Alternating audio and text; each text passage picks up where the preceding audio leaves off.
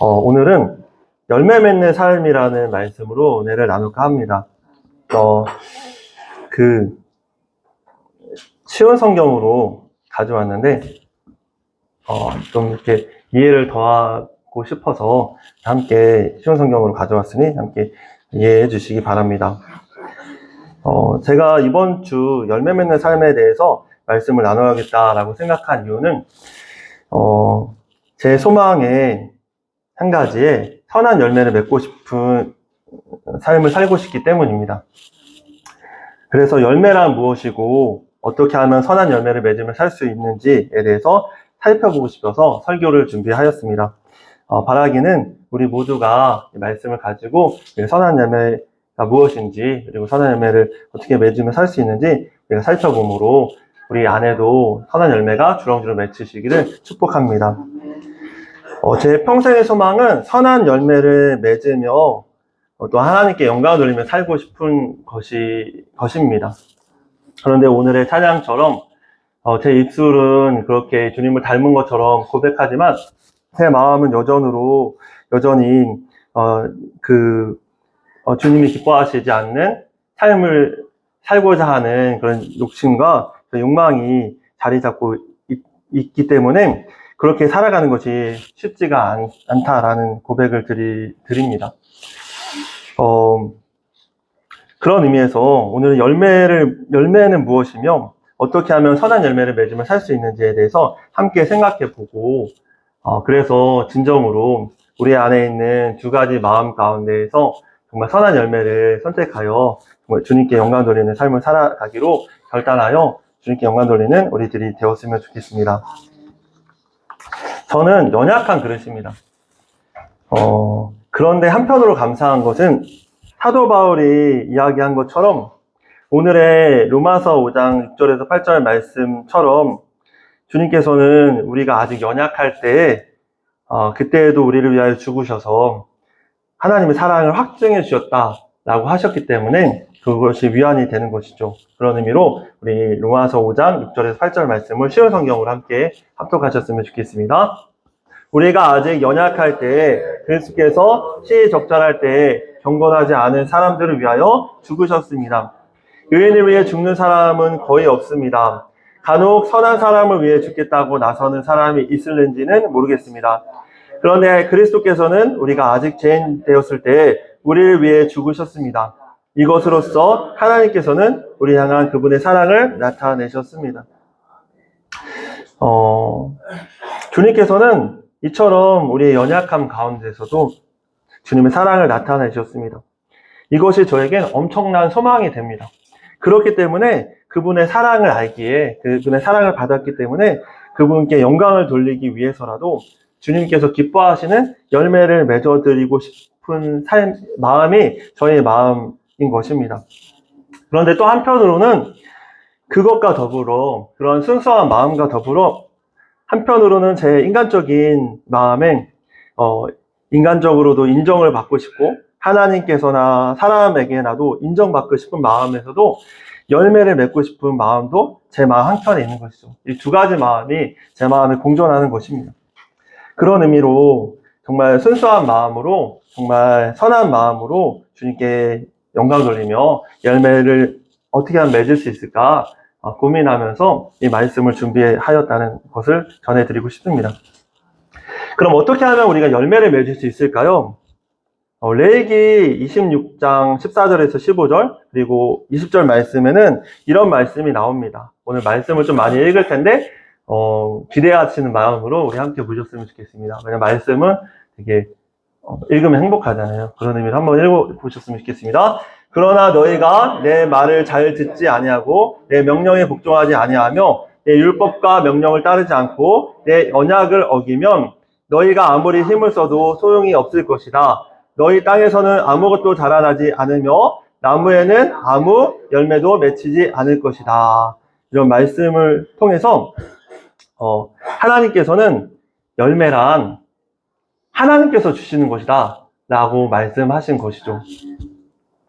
14절과 15절 말씀은 조건이고 그 조건을 충족하면은 내가 이걸 주겠다라고 하셨는데 이것들은 무엇이냐면 열매는 나의 힘으로, 나의 노력으로, 나의 의지로 내가 최선을 다해 열심을 해서 맺어지는 것이 아니라 오직 주님의 말씀을 따르고 주님을 경외하며 주님을 바라볼 때 주님께서 우리에게 선물로 주시는 주님의 은혜로 주시는 것이라는 것이죠. 바로 하나님께서 우리를 열매 맺게 하신다라는 말씀인 것입니다. 또 시편 128편에서 1절에서 3절 말씀에는 또 이런 말씀이 나오는데 함께 합독하셨으면 좋겠습니다. 여호와를 경외하고 두려워하는 자는 복 있는 사람입니다. 그분의 말씀대로 사는 자는 복 있는 사람입니다.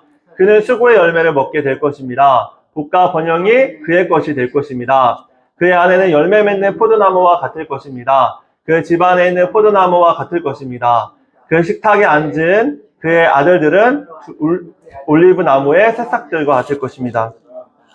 이 말씀에서도 하나님께서는 하나님을 잘 따르고 경외할 때 우리에게 열매를 선물로 주시는데 우리의 수고대로 열매를 맺게 하시는 분이 바로 하나님이시다 라고 말씀하고 계신 것이죠.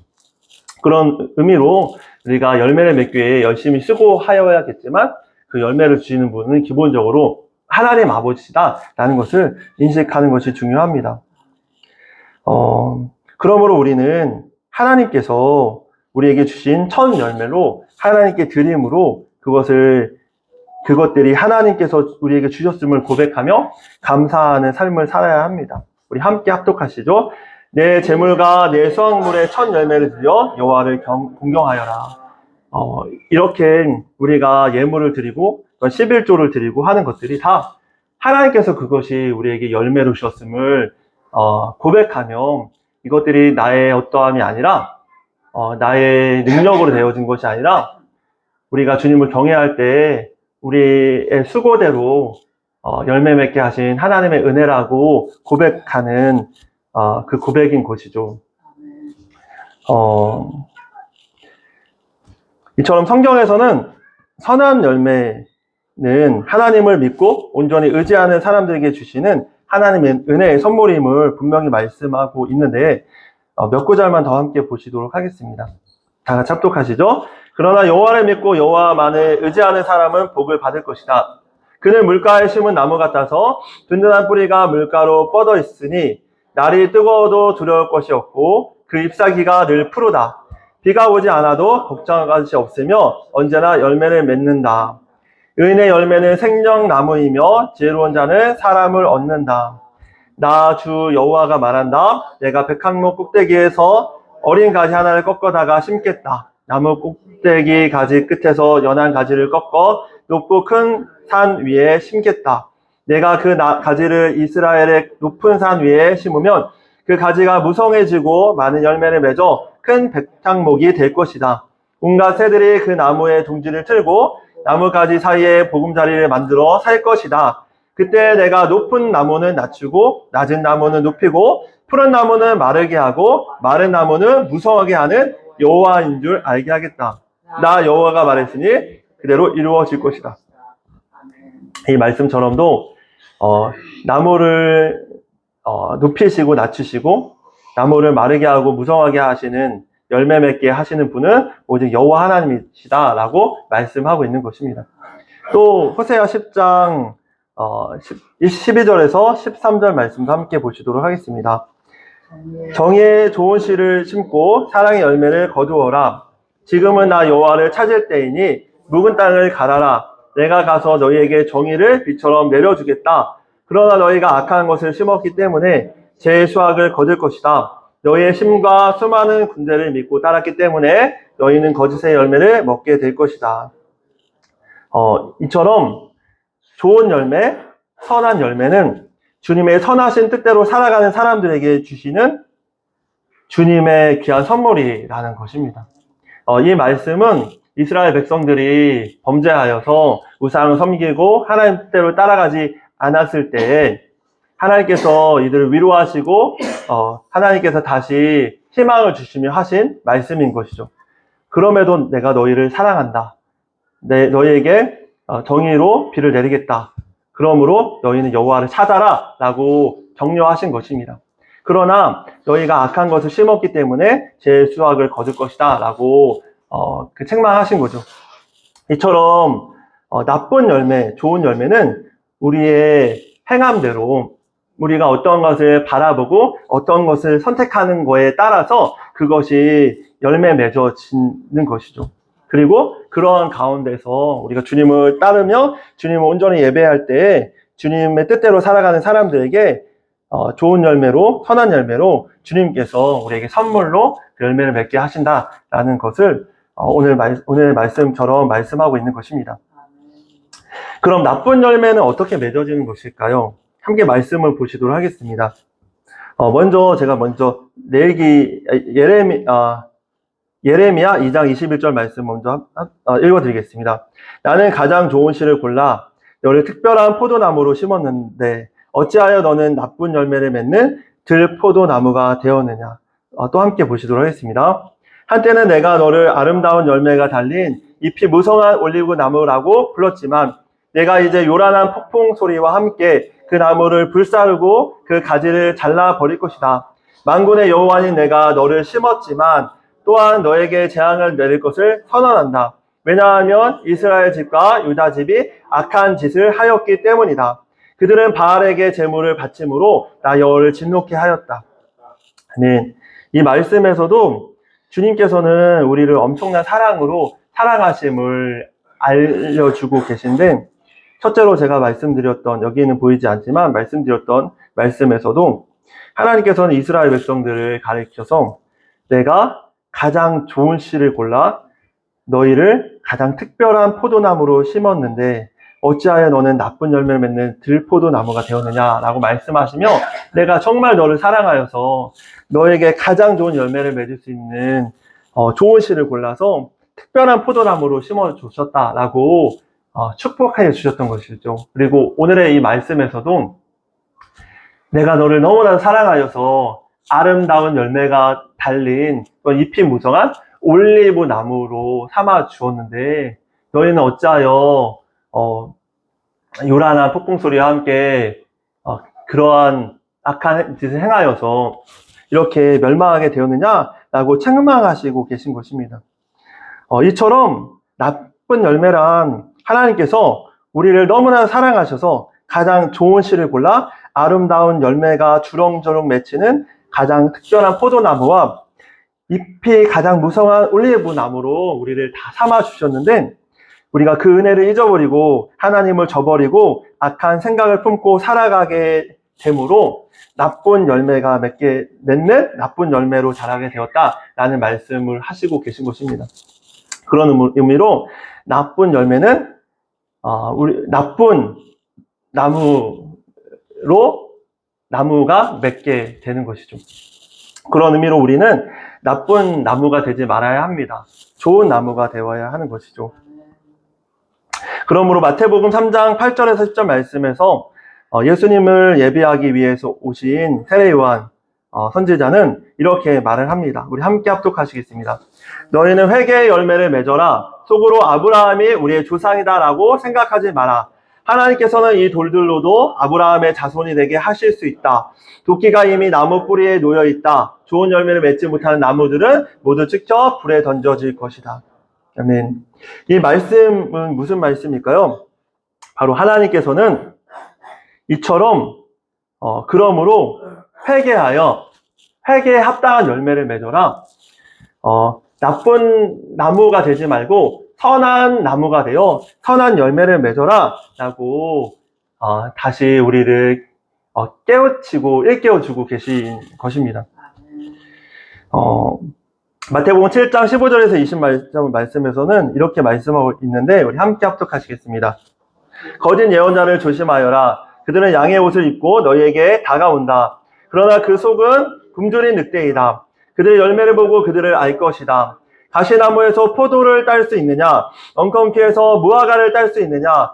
마찬가지로 좋은 나무는 모두 좋은 열매를 맺고 나쁜 나무는 나쁜 열매를 맺는다. 좋은 나무가 나쁜 열매를 맺을 수 없고 나쁜 나무가 좋은 열매를 맺을 수 없다. 좋은 열매를 맺지 못하는 나무는 모두 잘려서 불 속에 던져진다. 아멘. 또 마태복음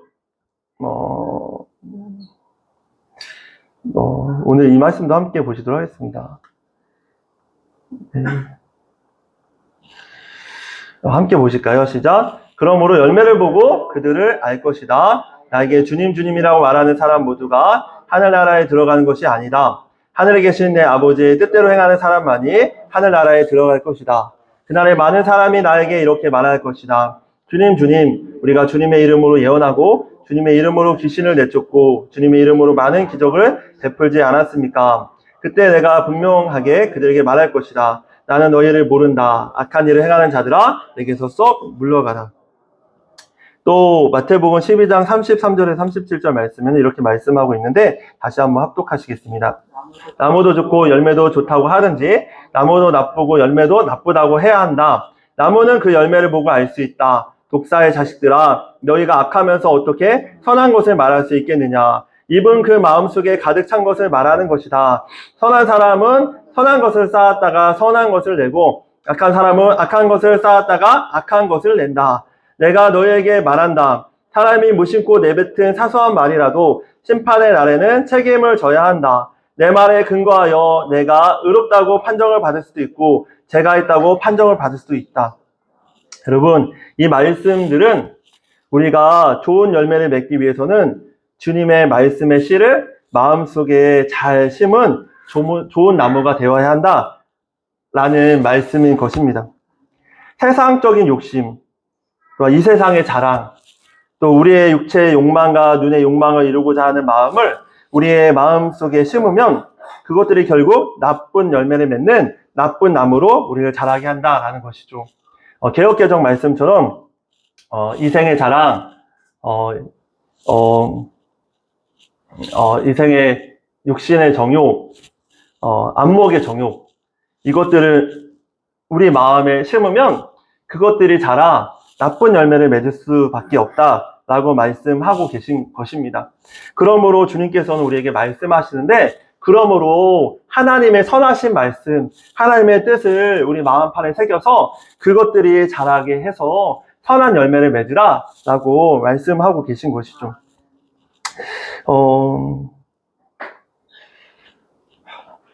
마태복음 13장 3절에서 8절 말씀에는 농부가 땅에 씨를 뿌리는 비유가 나옵니다. 거기서는 농부가 뿌린 씨는 길가에도 떨어지고 덜어는 돌밭에도 떨어지고 또 덜어는 가시덤불에도 떨어지고 또 좋게는 좋은 땅에도 떨어졌는데, 길가와 돌밭과 가시덤불에 떨어진 씨는 모두 다 말라버리고 혹은 새가 쪼아서 가져가 버리고 다 없어져 버렸다라고 말씀하시죠. 그래서 결국에는 모두 다 없어져 열매 맺지 못했다라고 말씀하신 것입니다.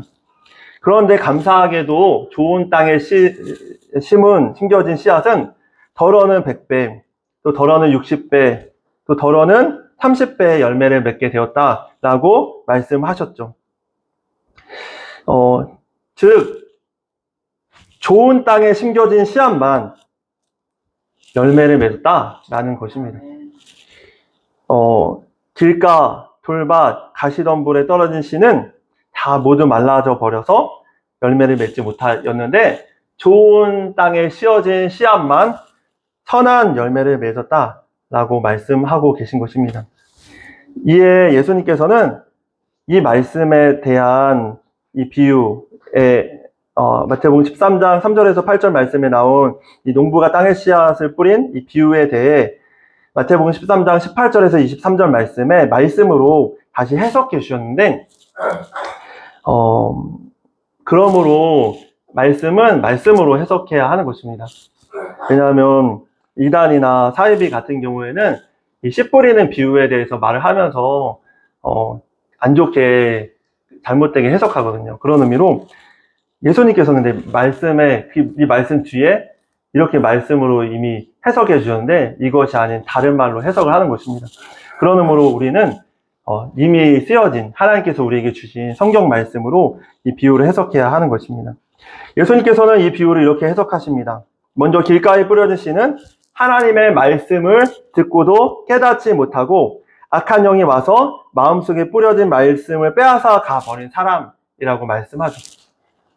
또 돌무더기에 뿌려진 씨와 같은 사람도 하나님의 말씀을 들을 때는 기쁨으로 얼른 받아들이지만 뿌리가 없어져서 오래가지 못하고 말씀 때문에 어려움이 생기거나 박해가 생기면 곧 넘어지는 사람을 가르치고 있는 것입니다. 마치 저와 같은 사람입니다. 저도 하나님의 말씀은 믿지만 삶에 그것을 적용하려고 하면 어려움이 생기고 또 뭐 그렇게까지 믿냐라고 하는 사람들 편에 서서 결국에는 그 말씀을 삶에 적용하지 못하고 세상의 사람들의 방법대로 그보다는 조금은 선한 것처럼 그 사람들보다는 조금 나은 것처럼 하지만 말씀을 제대로 적용하지 않는 그런 모습이 저인 거지. 결국엔 하지만 그러한 사람도 예수님께서는 열매 맺지 못한다 라고 말씀하고 계신 것입니다. 또 가시덤불에 떨어진 씨와 같은 사람은 말씀을 들으나 세상의 염려와 재물을 유혹의 말씀을 가로막아 세상의 염려 혹은 재물의 유혹으로 인해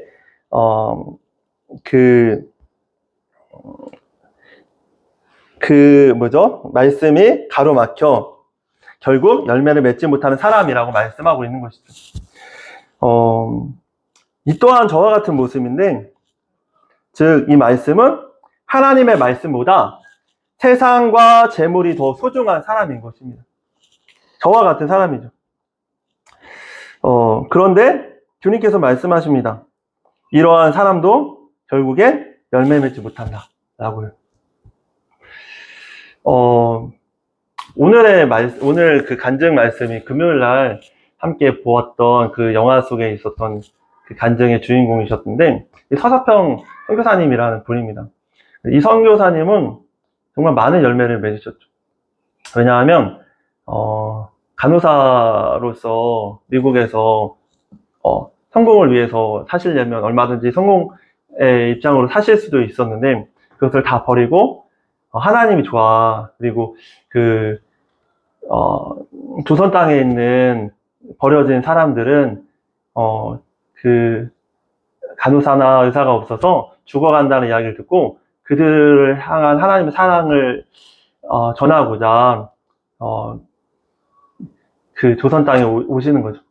그리고 자신이 그러하셨던 것처럼 자신이 그렇게 어렵게 사셨는데 하나님의 사랑을 받아서 은혜를 입으셔서 그러신지 고아와 가부를 입양하고 가족처럼 여기며 그렇게 사셨던 분이신 것입니다.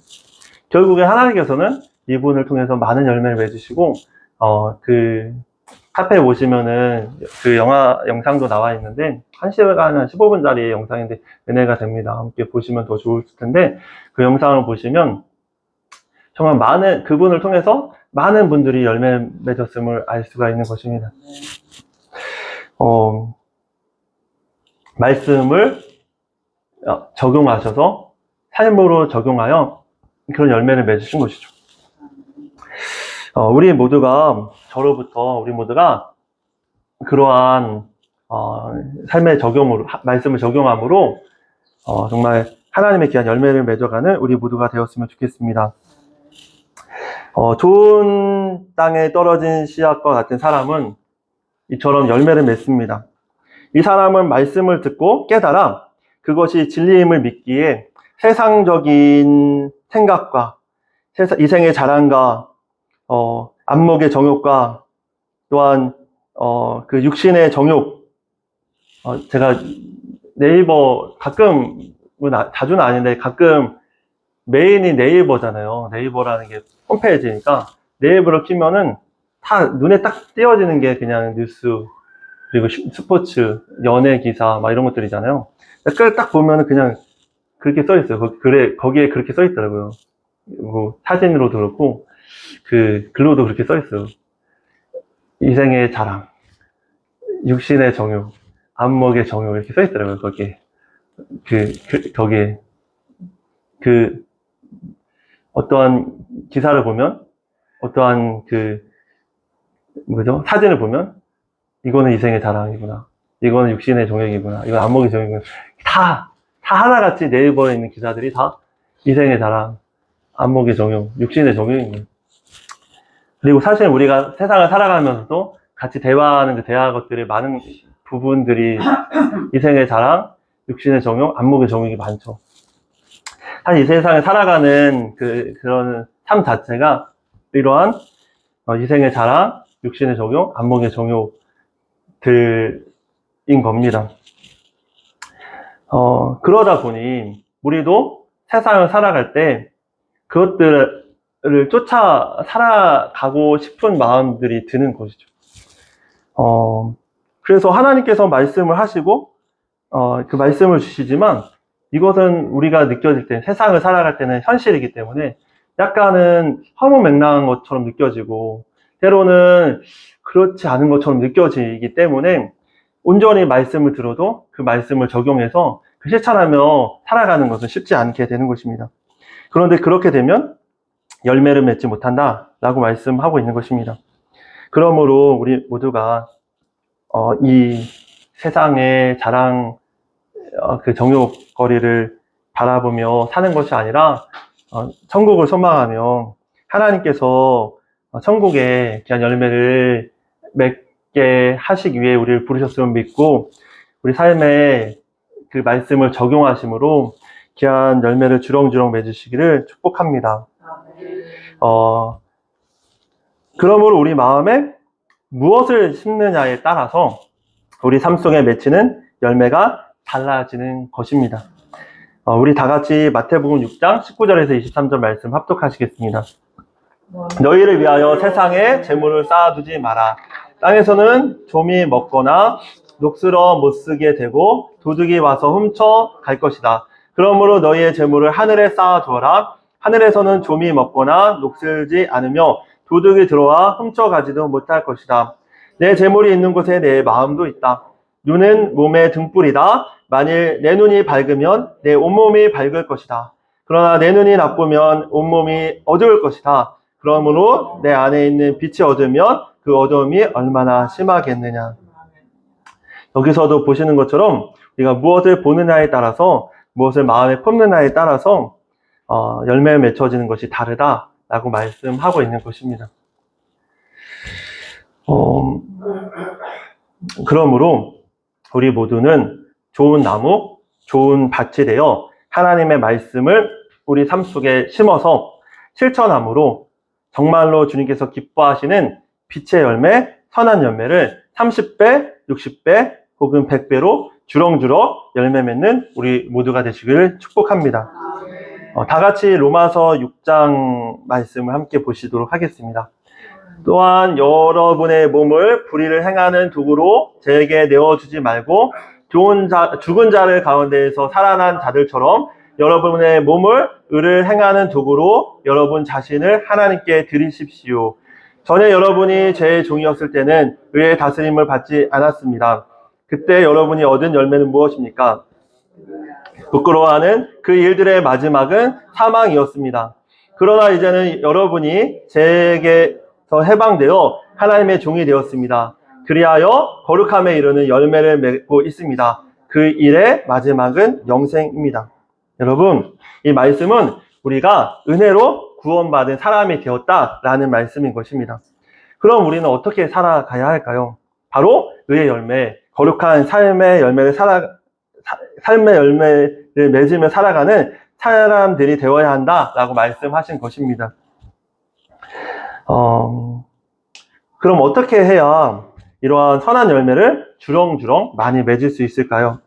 오늘의 본문이기도 한 요한복음 15장 4절에서 5절 말씀에 이렇게 나와 있는데 우리 함께 합독하셨으면 좋겠습니다. 내 안에 있어라. 그러면 나도 너희 안에 있겠다.